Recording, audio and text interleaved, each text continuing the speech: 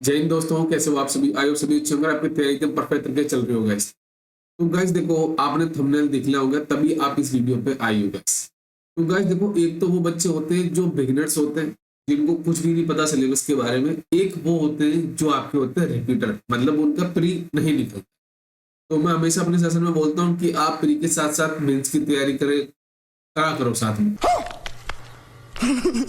और कुछ ऐसे बच्चे हैं सर, मेंस की छोड़ो सर, हमारा तो प्री नहीं निकलता, तो किस तरीके से हम मेंस की करें। पहले हमें ऐसा कुछ बताओ कि जिससे हमारा प्री निकल जाए। ये बड़ी अच्छी बात कही आप। तो देखो गाइस, वो बच्चे क्या करते हैं, जैसे गलती क्या करते हैं, चाहे रीजनिंग हो, चाहे क्वांट हो, चाहे इंग्लिश हो, वो क्या करते हैं, प्रैक्टिस नहीं करते। अब प्रैक्टिस का मतलब है, जैसे सपोज आपकी रीजनिंग है, रीजनिंग में आपकी मिसलिनियस टॉपिक्स जैसे होते हैं, स्लॉक्स हो गए, इनइक्वलिटी हो गया, कोडिंग डिकोडिंग हो गया, आपका अल्फान्यूमेरिक सीरीज हो गया, नंबर सीरीज हो गया। इन टॉपिक्स को वो क्या करते हैं, एक बार पढ़ लिया, मतलब एक बार इसकी प्रैक्टिस कर ली, कोडिंग डिकोडिंग की, एक बार स्लॉक्स की कर ली, एक बार इनइक्वलिटी कर ली, एक बार अल्फान्यूमेरिक सीरीज की कर ली, एक बार आपकी नंबर टेस्ट की कर ली। तो वो क्या करते हैं, एक बार जब टॉपिक कंप्लीट हो गया, बस उसके बाद वो बस मेंस मतलब क्या कहते हैं, पजल पजल पजल इनकी प्रैक्टिस करते हैं, और जो मिसलेनियस पार्ट होते हैं उनकी वो प्रैक्टिस नहीं करते। अब जैसे, अब एग्जाम में देखो, अपने आरआरबी पीयू में भी देखा होगा, बच्चे क्या करते हैं, जैसे ब्लड रिलेशन है, ब्लड रिलेशन आपको पता चल गया, ये मैं कर लूंगा, प्रैक्टिस नहीं करते वो क्या करते हैं, मैं कर लूंगा एग्जाम में। और एग्जाम में ट्रेंड रहा है, लास्ट के जितने भी एग्जाम्स हुए, ब्लड रिलेशन इतना कैलकुलेटिव, मतलब इतना ट्रिकी आया है कि बच्चे के 4 से 5 मिनट उसके अंदर खराब हुए, उसके बावजूद वो नहीं बना। यही आपका डायरेक्शन और डिस्टेंस में होता। उसमें भी थोड़ा सा उसने अगर लैंग्वेज को लेंथी कर दिया, मतलब लंबा पैराग्राफ में दे दिया, तो उनका वो टाइम वहां पे इन्वेस्ट हो जाता है और उसमें ज्यादा टाइम उनका खराब हो जाता है। तो मैं आपको एक चीज बोलूंगा कि आप एक एक बार प्रैक्टिस मत करो। देखो, एक बार करके देखो सॉल्यूशन, मैंने खुद ने किया है, मेरे साथ अच्छा हुआ है सब कुछ, तो आपके साथ तो डेफिनेटली अच्छा ही होगा। क्या करना है, सबसे पहले डेली बेसिस पे टारगेट बनाओ। आज मुझे, चाहे भले एक एक सेट उनका करो, बट करो। चाहे ब्लड रिलेशन का सेट करो डेली, डायरेक्शन डिस्टेंस का करो, स्लॉक्स के 5 क्वेश्चन करो, 5 क्वेश्चन इनइक्वलिटी कर लो, कोडिंग डिकोडिंग क्वेश्चन कर लो, आपके अल्फान्यूमेरिक सीरीज हो गए और नंबर सीरीज से हो गई। इन टॉपिक्स को आप हमेशा करो, आधा घंटा लगेगा, फटाफट हो जाएगी। उसके बाद आप पजल पे स्विच करो। और क्योंकि एग्जाम में क्या होता है, बच्चे अगर स्टार्टिंग में पजल छेड़ ली, अगर आपका लक अच्छा हुआ, तो वो विद इन 2 से 3 मिनट में वो आपकी पजल बन जाएगी। बट कोई ट्रिकी पजल अगर आपने छेड़ी, जैसे आईबीपीएस पीओ में भी आया था, प्री के अंदर एक ऐसी पजल आई थी जो आपकी अनसर्टेन वाली थी, वो इतनी ट्रिकी आई थी कि बच्चों के 4 से 5 मिनट खराब होने के बावजूद वो पजल नहीं बनी। तो आपको क्या करना है, सबसे पहले एक बार जो मैं सॉल्यूशन बता रहा हूँ उससे करना प्रैक्टिस। उसी तरीके से अप्रोच से अगर आप मॉक टेस्ट अटेम्प्ट करोगे, तो डेफिनेटली आपका मैक्सिमम स्कोर होगा हर सब्जेक्ट में। ठीक है, ये काम करना है। पहले मिसलेनियस पार्ट, फिर आपका पजल। और पजल में भी होता है, जैसे बॉक्स बेस्ड पजल होगी, आपकी फ्लैट वाली पजल होगी, इसको हमेशा कोशिश करो आप लास्ट में अटेम्प्ट करो, क्योंकि इसमें नंबर ऑफ जो पॉसिबिलिटी होती है थोड़ी हाई होती है। अब उसके बाद बात करते हैं क्वांट में। अब क्वांट में बच्चे क्या करते हैं, जैसे सिंप्लीफिकेशन, अप्रोक्सीमेशन, आपका क्वाड्रेटिक इक्वेशन हो गया।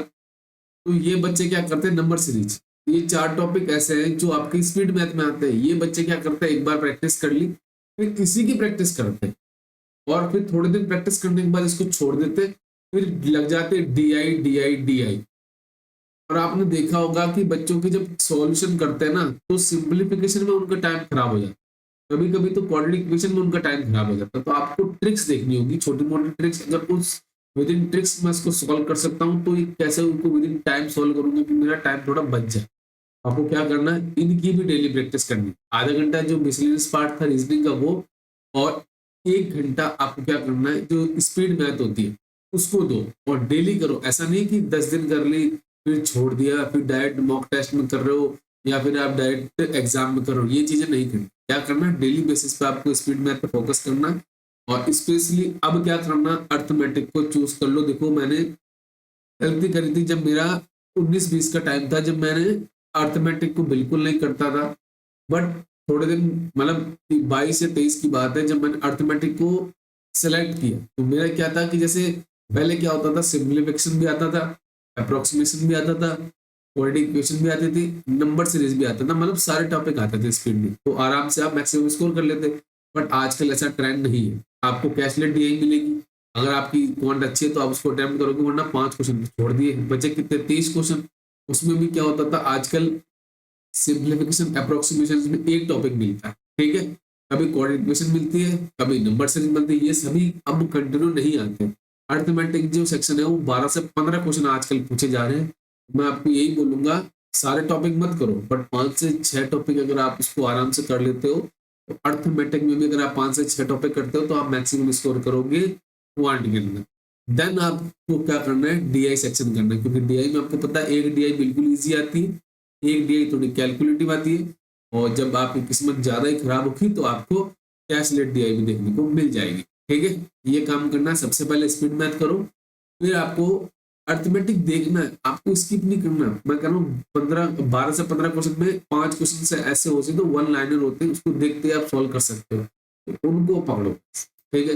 देन आप डीआई पे स्विच करो। डीआई में भी आपको पता है 5 क्वेश्चन आते हैं, जिसमें 3 तो बिल्कुल ईजी होते हैं, 2 कैलकुलेटिव होते हैं, उसको छोड़ दो, बाद में दूसरी डीआई पे स्विच कर लो, उसमें 3 अटेम्प्ट कर लो। आपको पूरे 100 में से 100 नहीं लेके आने, किसी भी वो क्या कहते हैं उसको, टेस्ट में आपको इतना स्कोर करना है कि आपको पूरी की कट ऑफ निकल जाए। आपको कोई धुरंधर नहीं बनना है, आपको धुरंधर बनना है मेंस के अंदर, इसके अंदर जस्ट आपको प्री क्वालिफाई करना है, बस आगे बढ़ना। उसी की बात आती है इंग्लिश में।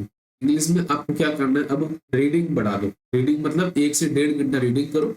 मैंने तो यही काम किया था, मेरे आराम से सारे प्री निकले थे।